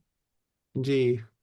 नहीं देखिए, कुछ तो ऐसी समाजी फिल्में बनती हैं जो कि ख़ास मौजू पे होती हैं, लेकिन यहाँ के बेशतर फिल्में, यानी कि जो बॉर्डर पार से भी बनती हैं, वो तो ऐसे ही वाहियात होती हैं। उनमें कोई ऐसा, उसमें तो बुनियादी तौर पे जो है वो ये सारी चीज़ें जो हैं वो सनसनीखेज किस्म की चीज़ें, वो तो टिकट बेचने के लिए होता है। लेकिन ये कि सोचने समझने वालों के लिए तो अभी उस तरह की फिल्में कम ही बन रही हैं। लेकिन ये बहस है, मुझे इस पे आप, मतलब I I think you have a point that things are shown so blatantly और सो ओपनली कि उस तरह से जो है लोग जो हैं वो सोचने के बजाय उससे जो है वो रिएक्ट करके कहते हैं ये तो बहुत ही वाहियात या खुराफात दिखाया जा रहा है, इसको क्या करें। आपकी बात सही है। देखिए, पाकिस्तान के अंदर जो पिछले 10-12 साल में जो फिल्में बनी हैं वो कुछ ही अच्छी बनी हैं। एक मुझे कराची के हवाले से आजकल बहुत है ना, वो धुरंधर, वो पता नहीं क्या ले आ रही वे आ रही के हवाले से, वो मैंने देखी है एक्चुअली 4-5 दिन जाके, मतलब इट्स जस्ट फैंटेसी, एंड जो भी है उसका अपना मसला है। हमारे यहाँ एक फिल्म बनी थी 2018 में, काला लाल कबूतर। आई don't know how many people saw that. I think it's a much better depiction of Karachi social problems and violence, but people don't watch it. It was a very serious, कमाल खान डायरेक्टर हैं, और उसके लाल कबूतर अगर आपने नहीं देखी है तो ज़रूर देखिए। वो अमेज़ॉन पे है वहाँ या नहीं, लेकिन यूट्यूब पे भी है। But it's a much more of a sensitive portrayal of Karachi and it's violence and it's and the way in which certain hierarchies function in the city. आपकी बात अपनी जगह दुरुस्त है, मैं माफ़ कीजिएगा पूरी तरह से उसको जवाब इस वक्त नहीं दे पा रहा हूँ, लेकिन आप जो कह रही हैं उस मंतक है उस बात में, शायद ऐसा ही हो। तो मेरा सवाल भी थोड़ा इससे रिलेटेड है। आइदर ये हमारी जो सेंसर बोर्ड है वो इस चीज को खत्म कर देता है कि हमारे जो डायरेक्टर है वो रिस्क नहीं लेते। जैसे रिसेंटली सरमद खोसर ने फिल्म बनाई थी जिंदगी तमाशा, इट गॉट जी बैन जी। देयर यार ऑफ पाकिस्तान, बट इसने ऑनलाइन रिलीज की, अमेजिंग फिल्म। आगे तो देखते हैं। आप वजारत है कि उनकी जिंदगी तमाशा बैंड थी, उसके बाद आपने क्या अर्ज किया? मैं ये कहना चाह रहा हूँ कि आपने फरमाया, सॉरी। हाँ। जिंदगी तमाशा को जैसे बैन कर दिया गया, जी जी। इस तरह की चीजें अभी देखने को ही नहीं मिलती। ऊपर से ही बंद कर दिया जाता है कि हम इस तरह की चीजें देखेंगे, इस तरह का बात करें, लेकिन ओपनली हम बात सारे बारे में करते हैं, लेकिन जब शो करने की बात आती है तो उस चीज को बंद कर देते हैं। या नहीं, सही बात है। देखिए, जिंदगी तमाशा मैंने देखी और बहुत अच्छी फिल्म है, और वो तो इसलिए भी बैन की गई कि उसमें जिसका सारे फसाने में जिक्र न था, वो बात उन्हें बहुत नागवार गुजरी है। बात वो थी, राइट, वो उसमें जो है, क्योंकि वो एक नात खां था और उसको जो है वो जो प्रोटैगनिस्ट था वो एक नात खां थे और शरीफ आदमी और नौकरी करते थे, और बहुत ही हसास आदमी थे। उनकी बेगम जो समिया मुमताज़ जो किरदार अदा कर रही हैं या खेल रही हैं, वो शी इज़ एन इनवलिड वोमन। वो उनका ख्याल रखना, उनको जो है वो सारा खाना खिलाना, उनको जो है बाथरूम ले जाना, यानी कि वो जिस तरह से उसकी एक मर्दानियत दिखाई है, वो इतनी नरम और इतनी अच्छी है उस शख्स की। आपने शायद देखी हो फिल्म जिंदगी तमाशा, यानी कि जिस तरह से सरमद खुसट ने उस शख्स को पोर्ट्रे किया है, सच अ ह्यूमेन पर्सन, राइट। और वो एक कहानी की जो है वो स्ट्रेंथ है कि इस तरह के भी मर्द होते हैं, लेकिन उसको जो है शौक है वो पुराने 70 की फिल्मों के आसिया बीबी के या किसी के फिल्मों के गानों पे नाचने का। और वो किसी जगह तो ये कि भाई एक नात खां है, वो इस तरह का नाच कैसे कर सकता है, चाहे वो प्राइवेट में क्यों ना करे। और वो एक बुनियादी तौर पे जो है उसको एक वो करके और उनको जो है धमकाया गया और उसको बैन किया गया। तो I don't think censor came later. I think there was social pressure by religious groups in terms of that. I think the censor came later, और वो मेरा ख्याल है सरमद खुटरत ने वो फिल्म हटा इसलिए दी। और ये मैंने कुछ उनके जो अदाकार हैं उन लोगों से बात की है, समिया साहिबा से भी, कि उसको ये डर था कि इसका जो रिpercussion होगा वो एक्ट्रेस पे भी होगा। You understand the fear of the actors being in public life, not कि उनको और नौकरियां नहीं मिलेंगी और जगह एक्टिंग नहीं कर सकेंगी, लेकिन कोई तेजाब फेंक दे, कोई जाके कुछ कर दे, कोई हार्म कर दे, राइट। हमारे यहाँ तो ये सब चीज़ें होती हैं ना। तो इसलिए उसने दानिशतन इस चीज़ को हटा दी, दानिशता तौर पे, कि भाई I think it wasn't as much a censor issue. But censor issues होते हैं, डेफिनेटली होते हैं, और बहुत अजीब अजीब हिमाकत हिमाकत वाली चीज़ों पे वो सेंसर करते हैं चीज़ों को। लेकिन यहाँ पर ऐसा नहीं था। उनकी एक और भी फिल्म थी, आप लोगों को याद होगा, जिसमें सबा कमर थी और ये थी अपनी सानिया कंबली। कमली। It was an amazingly good film, और वो भी एक सोशल इशू को उठाता था और बिल्कुल सटल तरीके से। तो हमारे यहाँ जो लोग हैं वो मेहनत कर रहे हैं अपनी मजबूरियों के और पैसों के और टेक्निकल नो लिमिटेशंस के बावजूद लोग काम कर रहे हैं। एक हमारे पास ऑनलाइन होता है मोहम्मद जमान साहब है, you can open your mic and ask your question. जी बताइए। अपने आप को इंट्रोड्यूस कर दो, सवाल वीडियो भी खोल कर। नमान साहब आई थिंक अवेलेबल नहीं है यहाँ यहाँ पे हमारे अराउंड द टेबल पे। Excuse me. Thank you so much, sir. जी बाबा। I'm audible? जी जी बोलिए, तस्वीर आनी जरूरी नहीं है, आवाज आ जाए, बोलिए नुमान साहब। जी जी आवाज। अच्छा sir, I do have two questions basically. एक तो the presentation was very good and you have started a very good conversation. One thing is कि जितने भी लोग इसके अंदर शामिल हैं, जैसे बशीर साहब हैं या डायरेक्टर्स और राइटर्स जिनका भी आपने भी जिक्र किया, what do you see कि all of these are some kind of modern Muslim subjects. So they are trying to navigate the idea of desire and love, or whatever you can say, social placing of desire or gender.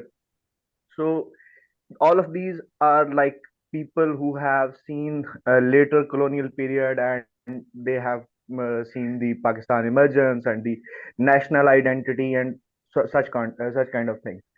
So what do you see, or what do you think कि इसके अंदर उस specific context का कितना असर है जो उन सारे लोगों की जिंदगियों में था, क्योंकि वो तकरीबन एक किस्म के एरर से ही आ रहे हैं, one thing. And second thing is, जितनी भी फिल्में आपने डिस्कस की हैं, they are like Urdu films and more urbanised sort of, और आप कह लें कि एक जो आपके एक स्ट्रक्चर था मिडिल क्लास का उस वक्त का, उसके ऊपर ज्यादा फोकस करती है। So do you think there is any stark difference of 60s films which are either being produced in Punjabi and in Urdu? Because Punjabi film industry भी उस टाइम एक बूमिंग इंडस्ट्री थी और वहां पे फिल्में भी बनती हैं and things like that. So these are the two questions which I have. So kindly, I'd like to know your opinion. Yeah. So the first one, and definitely, I mean, definitely, the issue of these people, their formative years were in British India. There's no doubt about it. Or they were they may, if they did move to Pakistan, they were in their teens, but some of them were even older, and some of them, their early education, like people like Bashir Saab even spent time in Bombay, right? And with Mumtaz Mufti Saab and all that. So S.M. Yusuf came in the late 50s, and others, basically. So I think, and a lot of them were, even if they were from Punjab, they were from East Punjab, people like Rehaz Shahid and Hassan Tariq, they were from Amritsar or Jalandhar, and they partition ke baad aaye. So you are absolutely right. They had witnessed a very different kind of world, and also perhaps apart from the last year or two of just prior to independence, they had also experienced a life uh, of co-living with what we can say the other, right? So there was a coexistence, and people lived in or had friends in school or went to play hockey together and all kinds of things, like men and women. अब ख्वाजा खुर्शीद अनवर जो हैं, उनका तो बड़ा नाम था, और वो बुनियादी तौर पे 30 की दिहाई में कराची, ये लाहौर के अंदर जो सियासत होती थी, या जो भगत सिंह वाले लोग थे, या बाएं बाजू की सियासत में भी वो शामिल थे।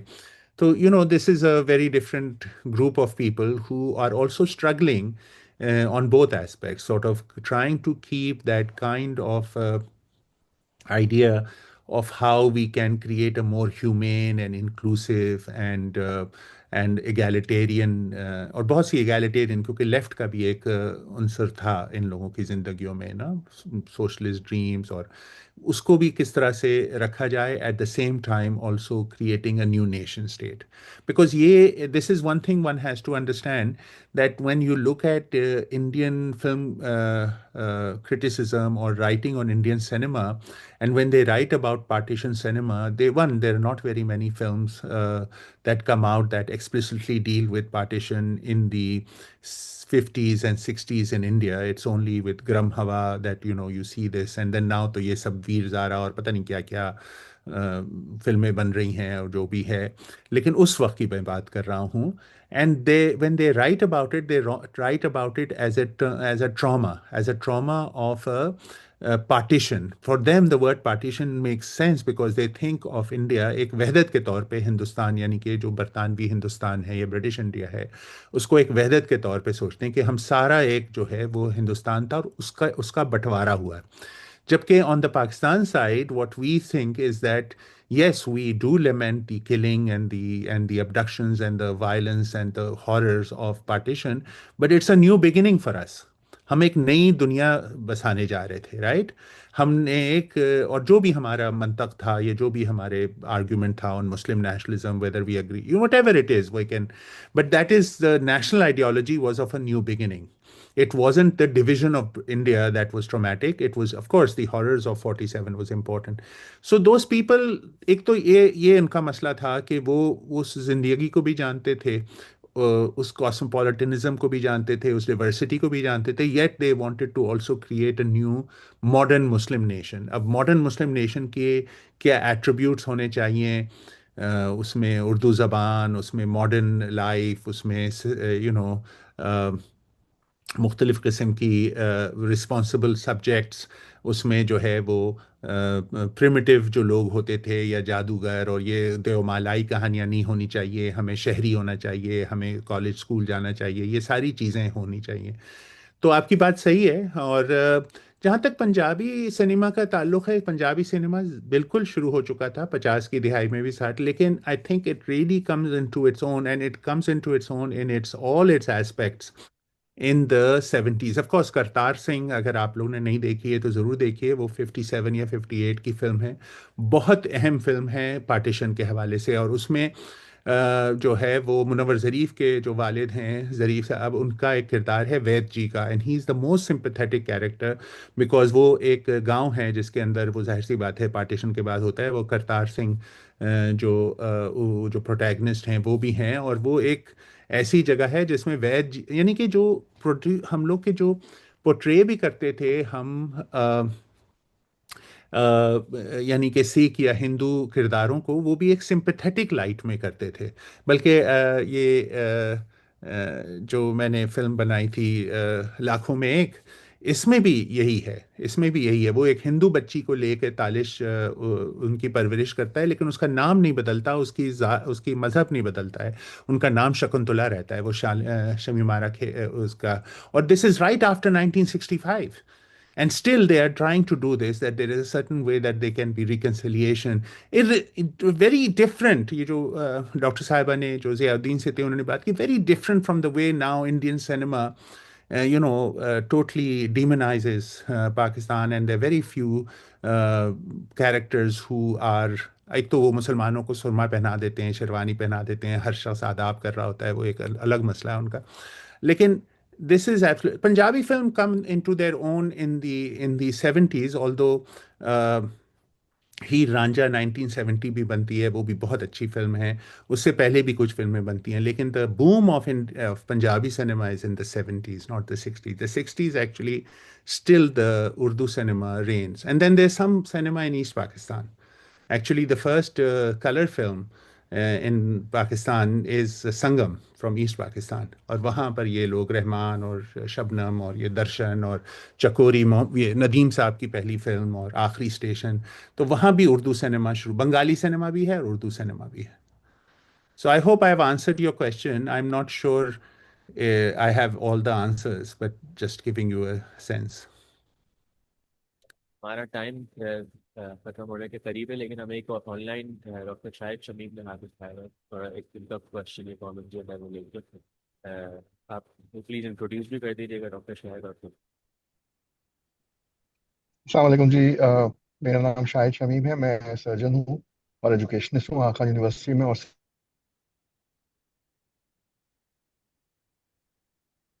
डॉक्टर साहब आपकी आवाज़ चली गई। तो मेरा ख्याल है वो ट्रैवल कर रहे हैं और इंटरनेट की खराबी की वजह से प्रॉब्लम है। अगर हमारे एक पास दो सवाल अगर लोगों को नहीं हो जल्दी सकती नहीं है तो मैं, आई एम फाइन जी। शमीम साहब बोले। जी। सारी दुनिया में तीन तरह की फिल्में मुझे लगता है कि बनती हैं। एक जो आर्ट फिल्म्स होती हैं जो कि इंटेंस सोशल इश्यूज को एड्रेस कर रही होती हैं। एक दूसरे एक्सट्रीम पे बिल्कुल ही एंटरटेनमेंट वाली फिल्म्स होती हैं जो, जैसा आपने कहा कि वाहियात किस्म की फिल्में होती हैं। और एक बहुत बड़ा बीच वाला एरिया होता है जिसमें फिल्म के अंदर एंटरटेनमेंट के साथ कोई ना कोई social issue, not may be not very intense, लेकिन कुछ हद तक सोशल इश्यूज को एड्रेस करने की कोशिश करते हैं। आपके ख्याल में, अच्छा, इनकी व्यूअरशिप डिफरेंट होती है, जो आर्ट फिल्म्स होती हैं वो बहुत कम लोग देखते जाते हैं और देखी जाती हैं। आपके ख्याल में what is the impact of these movies on the social development in a country like Pakistan, जहाँ पे यू नो एंड देन बहुत सारे लोग वो फिल्में नहीं देखते हैं जो आपने कहा आर्काइविंग के लिए बहुत अच्छी है। I completely agree with you, you can trace back the history, लेकिन इनका इम्पैक्ट आप क्या देखते हैं on social development of people? No, I think, I mean, जाहिर सी बात है, I can't give a very an answer that saying, they have one-to-one correspondence. But, when we watch cinema, there is definitely a way in cinema, it's fantasy, definitely it's fantasy, but it does reflect some aspect of our reality. Otherwise, it wouldn't make sense to us, right? I mean, the point is, it has to, that fantasy, even if it is represented, it has to have some relationship with reality. Otherwise, the viewing public, I mean, the totally abstract art film जो है वो तो ठीक है, और वो जाहिर सी बात है, वो avant-garde चीज़ें हैं, वो कुछ लोगों को समझ में आएंगी. बट जो ब्रॉडर, जो आप बीच वाले लोग कह रहे हैं, and I think like with our TV drama, right? And we have good writers and not so good writers, and there's a very healthy criticism online now because of social media. अब वो ऐसे TV पे भी बहुत लोग जो हैं वो तीन औरतें बैठ के तनकीद कर रही होती हैं, या कोई समथिंग हॉट और पता नहीं क्या क्या हो रहा होता है. That's quite interesting that how this whole critical this whole genre of critique has also developed. But इससे I think इससे कुछ तो असर होता है. I think a lot of us, जब हम लोग छोटे थे और यहाँ हम जाके सिनेमा देखते थे, और वहीद मुराद और मोहम्मद अली और पता नहीं शबनम और ज़ेबा और शमी मारा और ये, I mean कुछ लोग भाई, आखिर लोग जाके why would people see Armaan 7, 8, 10, 11 times? अब कितनी दफ़ा अकेले ना जाना सुनना है उन्होंने, लेकिन we would see it and I think we would emulate sometimes those kinds of things. ये जिस तरह से घर के अंदर घर के अंदर ताल्लुकात हुए, ऊंच नीच हो, I think there would be some level that certain social issues would be depicted.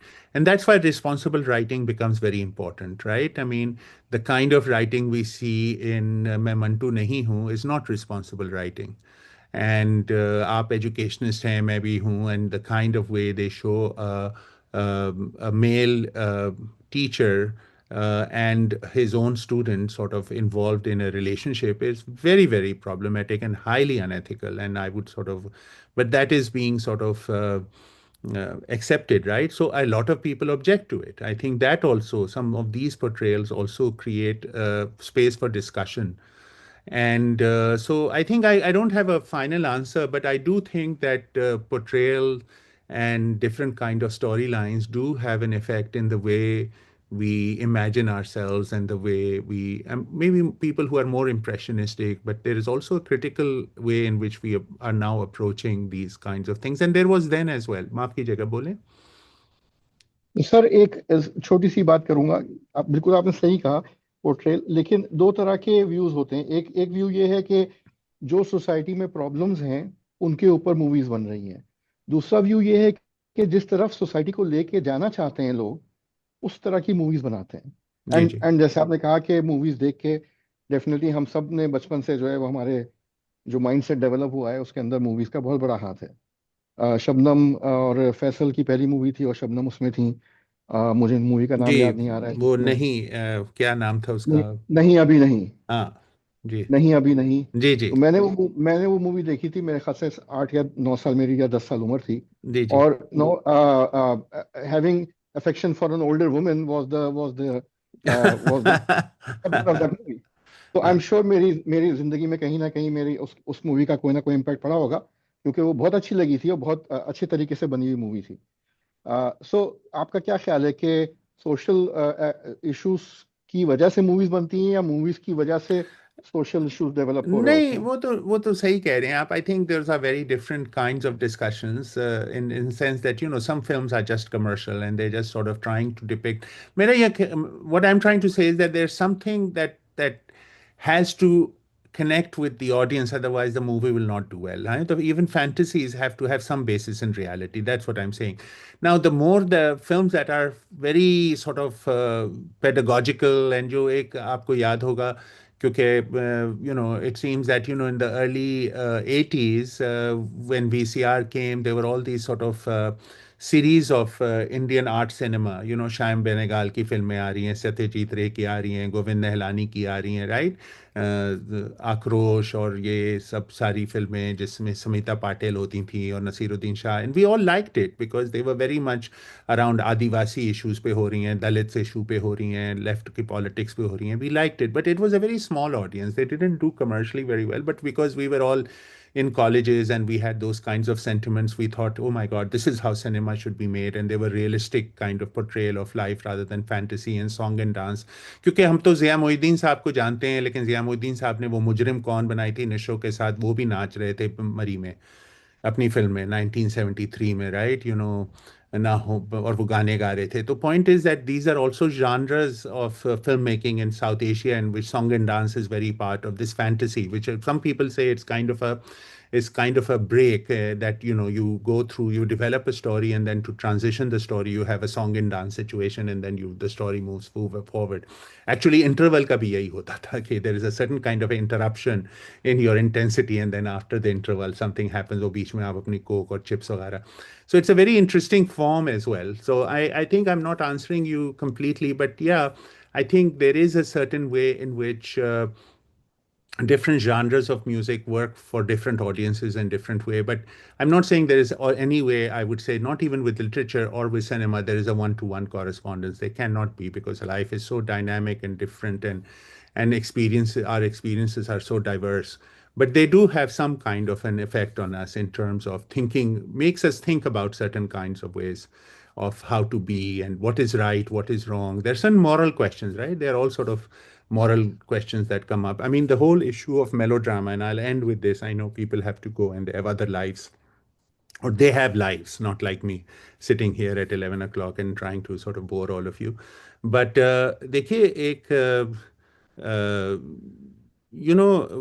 melodrama जो है, which develops in the 19th century in the theater, in European theater, is very much part of our genre of filmmaking. And one of the things that melodrama does, doctor साहब आप पे ही बात वो कर रहा हूँ, इज दैट कुछ लोगों ने मॉडर्न उसके वाले से भी बात करी, it sort of it opens up the whole question of modern life, because they can not be resolve, whether it's capital, whether it's modern forms of living and things like that, that traditional formulas cannot resolve today's problem. So what happens in melodrama, and a lot of times आप देखेंगे कि एक contradiction हो जाता है, अमीर लड़की है या गरीब लड़का है या जो भी है, या पेट्रियार्की है, और वो एक क्राइसिस में आके उसका फिर रिजॉल्व ये होता है कि फिर वो जो बाप जो है वो ही सॉर्ट ऑफ लेमेंट्स और कहते हैं नहीं, इन दोनों की शादी हो जानी चाहिए, चाहे वो गरीब लड़का और अमीर लड़की ज़िंदगी भर खुश भी ना रहे. मंटो ने इस पर लिखा भी है कि बाज़ दफ़ा वो उसकी कहानी का अंजाम अच्छा भी नहीं हो,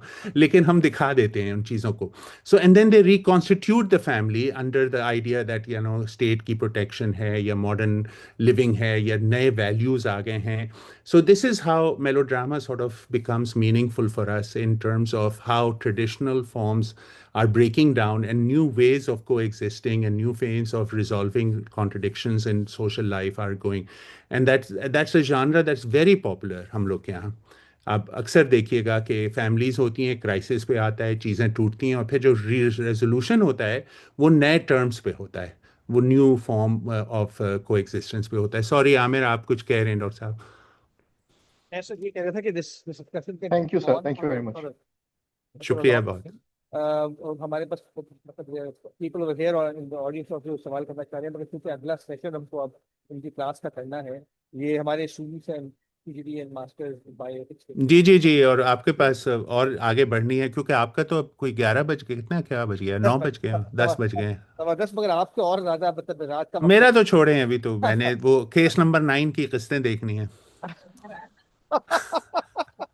तो ये क्योंकि डिस्कशन में इट्स वेरी बहुत से धारे हैं जो कि इधर से उधर जा सकते हैं, जो जाने भी चाहिए. हाँ, लेकिन मुझे ये था कि वो जो फिल्म सहेली पे कोई बात नहीं हुई, या उस पे मतलब वो जो बात है उस पे एक साहब कॉलीग जो हैं उन्होंने कुछ रेज किया था, लेकिन नहीं, I think we should and it because people have other things to do. Doctor Aamir, and we will have to have doctor physically. Doctor Aamir शायद साहब कुछ कह रहे हैं, डॉक्टर शायद कुछ कह रहे हैं. एक्चुअली शायद शमीम इज द पर्सन उसमें आराम से ओवरराइड कर सकता हूँ आपसे बात करते हुए, कोई मसला नहीं है. नहीं, मैं सिर्फ ये कह रहा था कि बहुत सारी तशनगी रह गई, इनसे मजीद बैठक होनी चाहिए इनके साथ, क्योंकि जैसे उन्होंने कहा जो फिल्में उन्होंने जिनके बारे में दिखाया उनके बारे में बहुत सारे सवाल है, तो बहुत सारी बातें हैं जो करनी पड़ेंगी बैठ के. और वो इन तो प्लीज कुछ अरेंज करें कामरान साहब जो है पाकिस्तान कराची आते रहते हैं, इंशाल्लाह अगले ट्रिप के अंदर हम उसे कोऑर्डिनेट करेंगे. We will have him physically over here ताकि इस चीज को आगे भी ले जाया जा सके. मगर बहुत से इसके धारे हैं जो कि आगे जाने चाहिए. So I think with that, I would like to thank Dr. Kamran Asghari for Aamir, if Dr. Amir, if I may say this, please doctor Shahid को और लोगों को हमारा सजगफ वाला भी दिखा दीजिएगा। एक्चुअली मैं आपसे अलग से पूछने वाला था, मैंने सोचा कि हाँ। पब्लिक ना पूछूं, मगर यस, मैं वो चाहता हूँ कि वो हो, और वो सेशन जो मेरे जहन में था अप्रैल में, और जब भी आप आए वो उसी पे था, तो अच्छा। वो क्योंकि अब तो आपने उसको लॉन्च कर दिया, वो एक, और वो शाहिद और हम, ये बाकी लोग तो उस वक्त तक पैदा नहीं हुए थे, मगर हम लोग, क्योंकि वो बहुत ही इंटरेस्टिंग वो है We've made a documentary on सजगफ Shahid साहब, so तो सच गप का, और उसका टाल जो मटोल सारा। हाँ, relate to it so well, उसकी उस जमाने की सियासत, उस जमाने का मजाक, वो सारी चीजें हम लोग रिलेट करते हैं, तो वो उस पे एक डॉक्यूमेंट्री है डॉक्टर कामरान की, उस पे भी एक सेकंड, तो ये देखिए सारी चीजें हो रही हैं। तो इन एनी केस, सॉरी दोस्त। हाँ, thank you so much for taking this time out and preparing this talk for us.